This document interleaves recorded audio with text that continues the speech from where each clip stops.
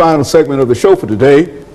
The topic is the population explosion in Africa, and Dr. LMadu has given us some almost impossible statistics in reference to this increased population and the impact that it will have not only upon the continent of Africa, but indeed upon the entire world population. Dr. LMadu, go on and give us some more of those frightening, in a real sense, statistics in reference to this, because what you're talking about is something that is less than 50 or 60 years from now. Is that what we're saying? And now let's go on. I'm sorry, go on. And like I said, you know, what kind of measures should African governments, you know, put in place to control the population methodically? Because it could be a good thing if the population is controlled, you know. So, like I said, they might adopt the one-child, two-child policy, you know, that might work.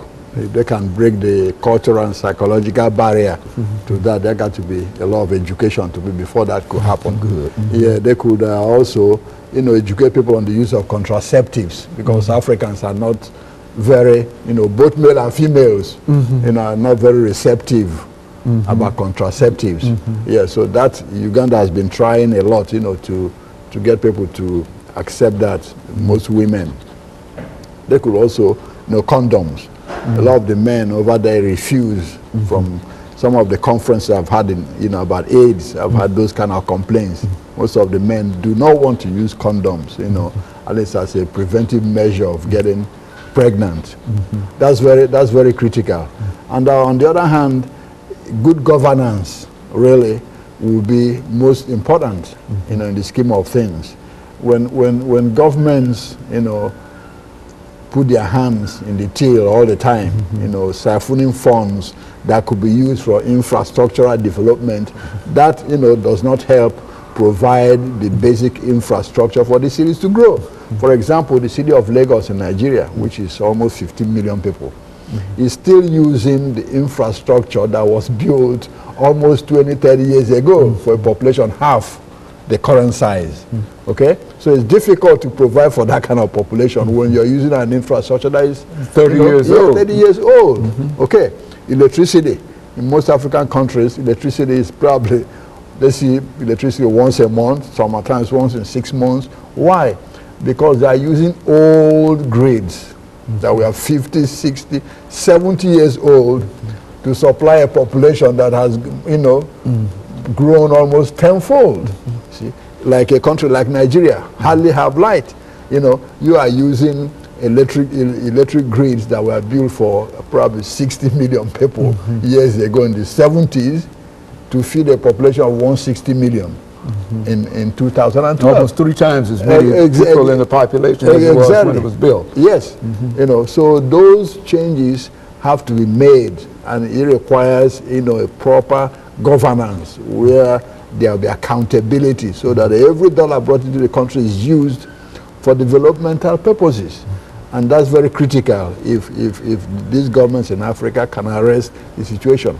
A good example is Rwanda. You know how many people, you know, were slaughtered in Rwanda and all this, but it didn't prevent the population from, you know, exploding. What Kagame is doing now, he started reforesting the country, you know, making sure trees are planted again back to those places where it has been cut. You know, a lot of times, you know, Africans, they cut the fire, the wood to use for fire and all this. So Kagame is trying to reforest the country again, because those things create a lot of erosions, you know. Secondly, he has said, okay, men will have to go through a vasectomy, you know, and they will be paid. You know, they will be given stipends to undergo that process. So if you have 2 or 3 kids, also they say, okay, we got to have vasectomy, that's enough. And that has helped, you know, keep down the population. In Rwanda, like I said before, it's a small country, you know, with the highest density, you know. So that is very, very important. They got to have policies. And there are some African presidents who say, well, you know, our population is our resource. Like President Yoweri Museveni of Uganda. Say, oh, no, we don't worry about that.